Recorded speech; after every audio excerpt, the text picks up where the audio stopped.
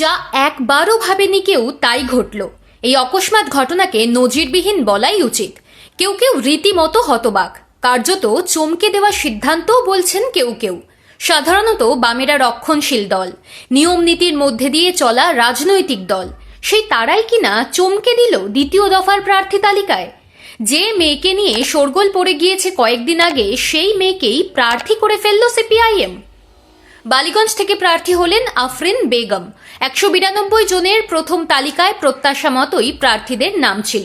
সেই তালিকায় ছিলেন না দুই সিনিয়র নেতা মোহাম্মদ সেলিম এবং সুজন চক্রবর্তী।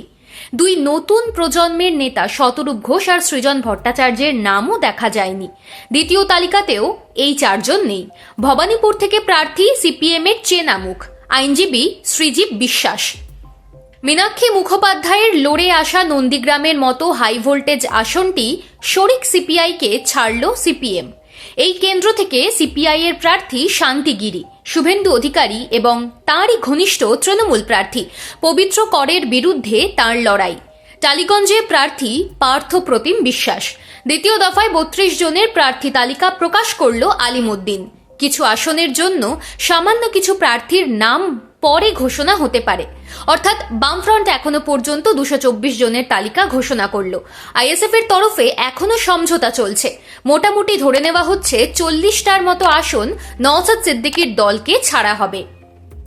10টা আসনের প্রার্থী তালিকা ইতিমধ্যেই ঘোষণা করেছে সিপিআইএম এর লিবারেশন। বাকি 24টা আসন ভাগ করে দেওয়া হবে বামপন্থী মনোভাবাপন্ন দলগুলোর মধ্যে। তবে দ্বিতীয় দফার প্রার্থী তালিকায় চমকে দেওয়া নাম অবশ্যই আফরিন বেগম, যার ডাক নাম শিল্পী। দিন 15 আগে কলকাতায় এসেছিল জাতীয় নির্বাচন কমিশনের ফুল বেঞ্চ। 4টে দলের প্রতিনিধিদের সঙ্গে আলোচনায় বসেছিল তারা। তখনই সিপিএম এর তরফে বৈঠকে যাওয়া মোহাম্মদ সেলিম ও শমিক লাহিড়ীর সঙ্গে একটি মেয়েকে দেখা গিয়েছিল। তিনি কে, এ নিয়ে ঝড় বয়ে গিয়েছিল। জানা গিয়েছিল পার্ক সার্কাসের যাদবপুরের রিসার্চ স্কলার, এসআইআর সংক্রান্ত বিষয় নিয়ে দলের রিসার্চ টিমের সদস্য। সেই আফরিনকেই প্রার্থী করে দেওয়া নিশ্চিতভাবেই বড় ঘটনা। বালিগঞ্জ কেন্দ্র থেকে গতবার ভোটে লড়েছিলেন সায়রা হালিম। তাকে এবার আর টিকিট দেয়নি দল। তার পরিবর্তে ওখান থেকেই দাঁড় করানো হলো আফরিনকে। রাজ্য সম্পাদক মোহাম্মদ সেলিম বলেছেন, আমরা বরাবর নতুন মুখ তুলে আনার চেষ্টা করি, তাই আফরিনকে দাঁড় করানো হলো। অল্প বয়স, কিন্তু ভালো কিছু করবে। বালিগঞ্জে তৃণমূল প্রার্থী তথা মন্ত্রী শোভনদেব চট্টোপাধ্যায় ও বিজেপি প্রার্থী ডক্টর শতরূপার বিরুদ্ধে লড়াই আফরিনের। সিপিএম এর ছাত্র ও যুব ধারার ফসল হিসেবে নতুন মুখেরা উঠে আসে। মীনাক্ষী মুখার্জি থেকে শতরূপ ঘোষ, সৃজন ভট্টাচার্য থেকে কলতান দাশগুপ্ত, দীপশিতা ধররা এই আন্দোলনের ফসল। কিন্তু আফরিনের মতো চমকপ্রদ উত্থান বামপন্থী দলে এর আগে কারোর হয়েছে কিনা মনে করা বেশ মুশকিল। আফরিন যাদবপুরে ছাত্র সংগঠন করেন ঠিকই, তবে কোনো নেতৃত্বে নেই, সাধারণ সমর্থক।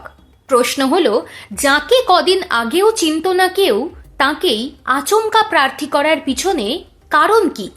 দুটো কারণ উঠে আসছে। 1, তরুণ প্রজন্মের যারা ভোট দেবেন তাদের আকৃষ্ট করা। 2, বালিগঞ্জের মুসলিম ভোট টানা। অনেকে আবার এও বলছেন, কার্যত এক অচেনা মেয়ে একেবারে ভোটের ময়দানে নিয়ে এসে মাস্টার স্ট্রোক দিল সিপিএম।